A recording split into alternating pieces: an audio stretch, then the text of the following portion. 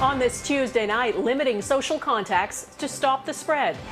The message being repeated across this country as COVID spreads through communities. The situation now is just as severe, if not maybe even worse, compared to what we endured in the springtime. Critical condition, some bar and restaurant owners calling for life support. Out of line, one province's Black Friday warning for big box stores enticing crowds of bargain hunters. This is irresponsible. And why Manitoba is hiring a private company to enforce restrictions. And a little help from a friend. The world's leading primatologist joins the fight to keep elephants and apes out of captivity in Canada. Global National with Donna Friesen. Good evening and thanks for joining us. As winter approaches and COVID case numbers creep up, there is one message that Canadians need to hear over and over again. Limit your social contacts. It worked in the first wave and it is essential now. Across Canada, with the exception of the Atlantic bubble, case numbers are rising fast. Even in Nunavut, which until a few weeks ago had no infections, there's now a spike. In the last 24 hours, 34 more people tested positive there, bringing the total case number in Nunavut to 60. Starting tomorrow, the territory enters 2 weeks of tough new restrictions. Here is the nationwide picture. Based on population, Manitoba still has the most active cases per capita, 512 for every 100,000 people. The second worst is Alberta, followed by Quebec and British Columbia. With the curve bending sharply upward, Canada's top doctor warns hospitals in some regions could soon be overwhelmed. In the last week, the national test positivity rate hit 6.6%. That means nearly 7% of everyone who got a test in Canada received a positive result. Some provinces are now considering whether to extend the school winter break to try to curb the spread. In some regions, even more drastic measures may be needed before that if people don't follow public health advice. Our messaging has been quite clear: stay home, leaving only for essential reasons. It is these small yet essential efforts, like staying home when we're ill, not having social gatherings. We need everybody who can wear a mask to wear a mask in indoor public places. Stop making excuses because you don't feel like wearing a mask. Abigail Bimman has more on the public health messaging and the criticism in some regions that not enough is being done. We all need to double down to get this second wave under control. A stark prime ministerial warning targeted at young people. It could leave you with heart and lung issues, or it could cost you your life. While the national messaging for everyone remains the same: masks, distance, limit contacts. Every effort you make matters. As much as you can, limit errands and outings to just the essentials. And I know it's hard to hear the same guidance over and over. Canada's top doctors admit COVID-19 fatigue presents a challenge. How do we get people to understand and appreciate that the situation now is just as severe, if not maybe even worse, compared to what we endured in the spring? While critics call for more action. Why is no one doing anything? I mean, what is it going to take? We have record cases. We have a death toll that's mounting. The confusion out there is massive. Those in harder hit zones are looking at stronger measures. Several provinces now considering a school winter break extension, though the messaging in Ontario isn't clear. I'm seriously looking at solutions that may include some period out of class. I just don't want to jump the gun here and say, be prepared. It may not happen. There really is shared responsibility. Dr. Isaac Bogosh sees the responsibility for COVID-19 control as threefold between government, individuals, and businesses. We certainly have some things under our control. We should not be going into our neighbor's home for house parties. We should not be gathering in large groups. Here in Ottawa, officials stress decisions are best made at the local and provincial levels because the situation is so different across the country. As an example, Dr. New said a national lockdown wouldn't make sense for Atlantic Canada or parts of the north. But he did offer one piece of news applicable to all Canadians. He said tentatively he's hopeful most Canadians could be vaccinated by the end of next year. Abigail Bimman, Global News, Ottawa. The virus is spreading so fast in Manitoba. The test positivity rate there is now 13.6%, and hospital admissions, which are a lagging indicator, keep rising. 30 people under the age of 50 are in the hospital with COVID-19 now, yet some people are still ignoring public health rules. As Brittany Greensalde reports, Manitoba has hired a private security firm to enforce them. Bed by bed, Winnipeg's critical care units are filling up, and top health officials are painting a grim picture. The projections are not looking good. Like, if we had a worst case scenario, it feels like this would be it. There's been more than 40 deaths in the past 4 days. The province's latest and youngest victim, a woman in her 30s. No one is immune from this virus. No one is immune from a severe outcome from this virus. But the province's top doctor fears many are not paying attention. Mall parking lots remain full, and some non-essential businesses have looked for loopholes to remain open, even while the province is in lockdown. Like, look at our numbers. We're not all doing the right thing. This is irresponsible. Right? We can't accept this. We're in code red in Winnipeg right now. We have people dying every day. The Premier is promising a further crackdown on those who are breaking the rules. The province has now hired a trained private security firm to help with enforcement. There are going to be consequences, as there have been, increasingly, for those who disregard public health orders and in so doing put themselves and put others in danger. It comes on the heels of an anti-mask rally held Saturday just outside the city. The RCMP didn't hand out a single ticket, but the Premier says those fines are in the mail. In some cases, he says charges are currently being worked on. We have to do more to deter oddball behavior, unacceptable behavior that endangers us and endangers one another, and that's exactly what we're doing. The province says further gathering size limitations and a curfew are not off the table. It's also considering an extended school Christmas break after the holidays to try to keep the virus at bay. Brittany Greensalde, Global News, Winnipeg. British Columbia has reported a record number of daily new cases. In the last 24 hours, 717 people in BC tested positive and 11 more people died. The message in BC is the same as everywhere else: limit social interactions and avoid non-essential travel. In Alberta, community spread is driving exponential growth of the virus. 773 new cases were recorded there today, along with 5 deaths. ICU wards are filling up fast, and the source of many infections is a mystery. Alberta's COVID-19 app has failed. The province revealed that app has only traced about 20 cases in 6 months. Despite pleas to impose tough restrictions, Premier Jason Kenney keeps resisting, saying he needs to protect the economy. Though, as Heather Yourex-West reports, it's the economy that could take a big hit if the virus isn't brought under control. It has been a confusing few days for this Calgary business. When the province announced new restrictions last week, owner Kyle Schufelt was told gymnastics clubs were exempt. But on Monday, he was told they'd have to close after all. It was literally like a freight train hitting all of us. A lot of the anxiety and frustration right now comes from the fact that you're seeing around the country these temporary closures that continue to be extended. We have entered an exponential growth period, and that is, of course, deeply concerning. Dr. Dina Hinshaw says if last week's moderate measures are not enough to slow the spread, more restrictions will follow. Though so far there has been no mention of what those restrictions could look like or how long they would last. Right now, the best course of action, both for public health and for the economy, is to get the virus under control. Economist Trevor Toome says lockdowns are painful for businesses in the short term, but not taking strong enough measures to control the virus has economic consequences too. As the pandemic grows larger, people will just naturally on their own avoid these type of activities, and that comes with a large economic cost as well. You've got the economy tanking, you've got customers afraid to leave their homes, you've got businesses disrupted, you have distribution disrupted. Janine Norman says the uncertainty has been crippling. After being forced to close her business in the spring, she's prepared for the possibility of another shutdown.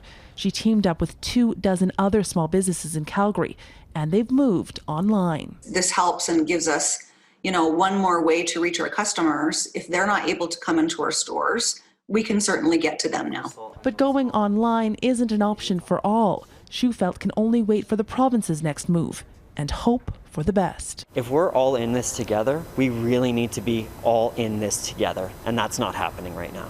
Heather Yourex-West, Global News, Calgary. Protecting lives and livelihoods is the balance every political leader is striving for. Keeping businesses open while telling everyone to stay home is just one of the contradictory messages. Yesterday, Ontario's top doctor said the province could be in the green zone by Christmas. Today, the health minister said that's overly optimistic. We are very hopeful that all of Ontario will be in a green situation before the holidays, but I don't think it's something that we can count on at this point. Christmas is just 5 weeks away, and the lead up to it is usually one of the busiest times for businesses, including restaurants and bars. As Eric Sorensen reports, they're finding it hard to find optimism this year. Papa's Grill had been around for 33 years till COVID-19. New York Cafe is gone. Old Nick closed. The Office Pub operated in Toronto's entertainment district for 9 years, but the owner says he didn't get a rent subsidy from the landlord and with so little business had to shut down. We were paying closer to $30,000 a month prior, so couldn't afford to pay that amount of rent. Last summer, restaurants were making a comeback. They'd invested millions in safe protocols. We're super glad that we can get back up and running. Staff at the Green Egg plant restarted limited indoor service, and expanded patios gave them a boost. Fast forward 3 months and a double whammy. The weather has all but shut down outdoor service, and COVID restrictions have sealed off indoor dining. Probably dropped down 90%. It's really, really bad. It's not busy at all. Small independent restaurants give communities character.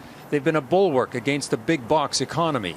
But the pandemic is killing the little guy, and with it, an estimated 200,000 jobs across the country. The mood is one of, devastation and frustration. Local watering holes, represent a significant part of the culture of the downtowns, of all towns and cities across the country. Restaurant Canada has asked the Ontario government to strike a task force, to collaborate, to subsidize struggling owners, and to show that restaurants are actually safe places to gather. We spent significant dollars on various different forms of PPE to make sure that when folks come to our restaurants, they are safe, and so too are our staff and ourselves. I hear them loud and clear. These folks are struggling. They're just trying to get ahead. But after I heard the 6,500 per day potentially, that scares everyone. The Premier says he has to follow public health guidelines.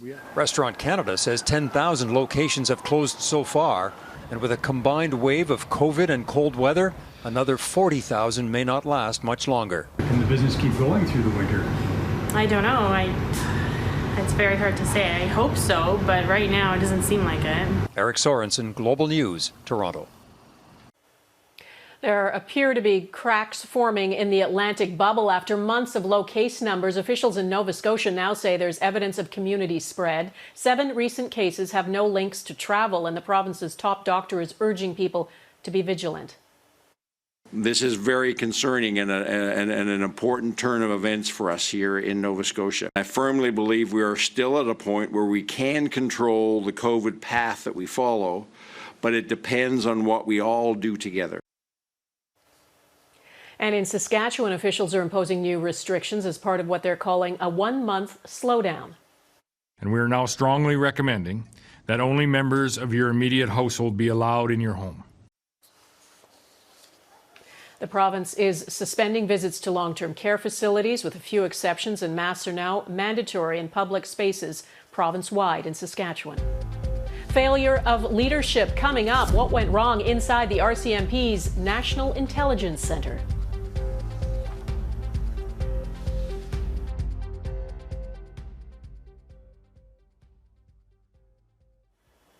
There is scathing criticism of the RCMP tonight. The Federal Information Commissioner says the RCMP's inability to respond to access to information requests on time has reached a critical point and needs intervention. The Commissioner launched a special investigation into the RCMP last year for repeated and systemic violations of the Access to Information Act. Today, that report was tabled in the House of Commons. In it, Caroline Maynard calls for an urgent change of course. She made 15 recommendations and says the situation at the RCMP is critical and may soon be past the point of no return unless senior leaders within the organization take action immediately. The RCMP had more than 9,000 active requests for information during the fiscal year that ended March 31st, 2020. It managed to close 54% of those. That's the lowest rate of any major federal department. The government-wide closure rate is 83%. Today's report noted that while the RCMP asserts it has implemented many strategies to improve response times under the Act, the strategies implemented to date have failed to improve the RCMP's performance. Global News has uncovered exclusive new details about an independent probe involving a suspected mole in the RCMP. Cameron Ortis, a former high-ranking civilian intelligence official, is accused of leaking government secrets and preparing to share other classified information. As Mercedes Stevenson reports, an independent review ordered by the force found senior leaders within the RCMP failed to effectively deal with allegations about Ortis's pattern of behavior towards employees. And the entire episode has had a serious impact on Canada's national security. The RCMP had big plans to become a global intelligence player, taking Canada to the next level, with a secretive intelligence capability that would use highly classified information from spies, working their sources, and intercepting communications and intelligence around the world. In 2016, Cameron Ortis was handpicked to lead the Mounties National Intelligence Coordination Centre. His role included setting up so-called high-side intelligence, highly classified information usually gleaned from allies. But there were signs of trouble early on. Just months in, employees were complaining to RCMP leadership that Ortis systematically targeted them, dismissing their work as garbage. Global News obtained key portions of an internal report prepared by former RCMP Assistant Commissioner Alphonse McNeil, tasked with looking into the employees' allegations. McNeil doesn't mince his words on what he found. McNeil describes the top brass unwillingness to act as a failure in leadership. There were so many red flags, said one employee. We were ignored completely because of what senior management thought, said another. McNeil heard that an old boys club, including former Commissioner Bob Paulson, shielded Ortis from complaints. Paulson has denied those allegations in the past, but did not respond to a Global News request for comment on the McNeil report.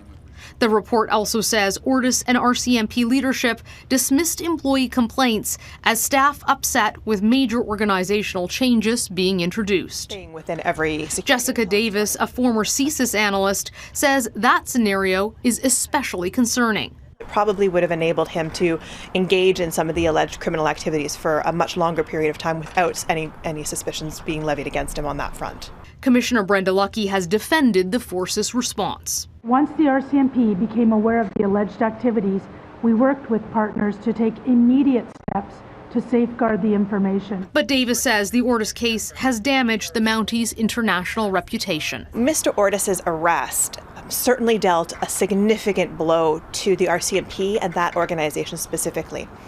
If that organization was establishing relationships and trust in terms of partnerships with other law enforcement intelligence functions, that would have been seriously eroded by his arrest. A national security source close to the investigation told Global News the kind of behaviors Ortis allegedly exhibited are considered classic warning signs of someone who is at high risk to become an insider threat.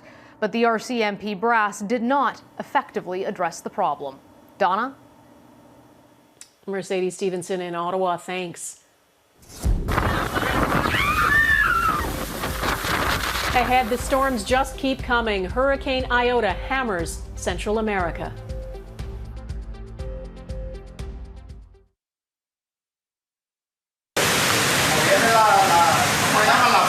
A humanitarian crisis is unfolding in Central America tonight. Honduras is being hammered by powerful winds. Hurricane Iota made landfall in Nicaragua, and torrential rain has triggered flash flooding and landslides. As Crystal Gamansing reports, the storm is the second powerful hurricane to hit that stretch of coastline in 2 weeks. Families are huddling in shelter for safety. The destruction across northeastern Nicaragua is devastating. You know what hurricanes are like, says this woman. It doesn't cause chaos in just one town.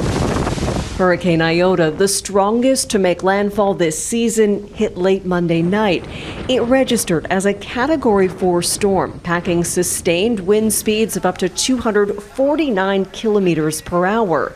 It tore roofs from homes and led to widespread flooding.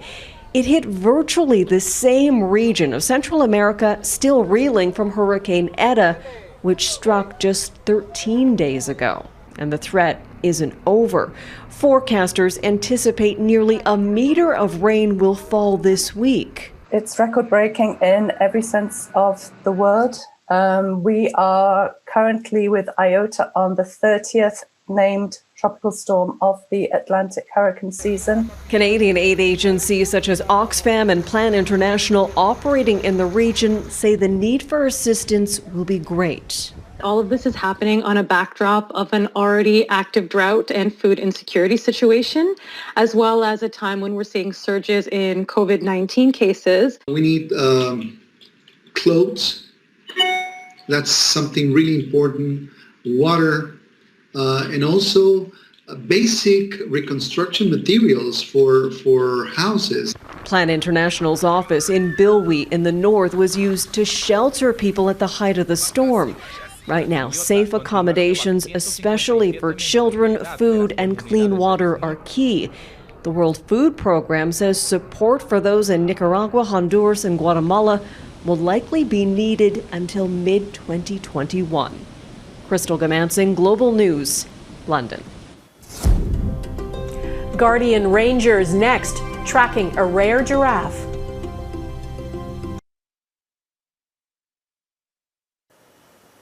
The world's last known white giraffe has a new accessory in an effort to keep it safe. A GPS device has been fitted on its horn and it pings every hour, letting rangers track its path in a Kenya Wildlife Conservancy. A rare genetic trait caused this male giraffe to be all white, and it makes him stand out dangerously on the savannah. Poachers killed a white female and her calf back in March. Stronger animal welfare laws could be coming to Canada. A new bill has been proposed to ban having apes and elephants in captivity for entertainment. It would be just wonderful if this bill is passed so that Canada can prove that it is on the forefront of humane treatment of animals, understanding of animals. The world's leading primatologist, Jane Goodall, joined Manitoba Senator Murray Sinclair to announce the Jane Goodall Act. It would ban zoos and other establishments from acquiring new great apes or elephants unless they're doing so for welfare or conservation purposes. And it would ban imports of elephant ivory and hunting trophies. It would also ban private possession of big cats like lions and tigers. Senator Sinclair was behind a bill that passed last year banning whales and dolphins in captivity in Canada. And that is Global National for this Tuesday. I'm Donna Friesen. We leave you tonight with this beautiful sun halo over the village of Kitscoty, Alberta. Thanks for watching. See you back here tomorrow. Take care of yourselves. Bye-bye.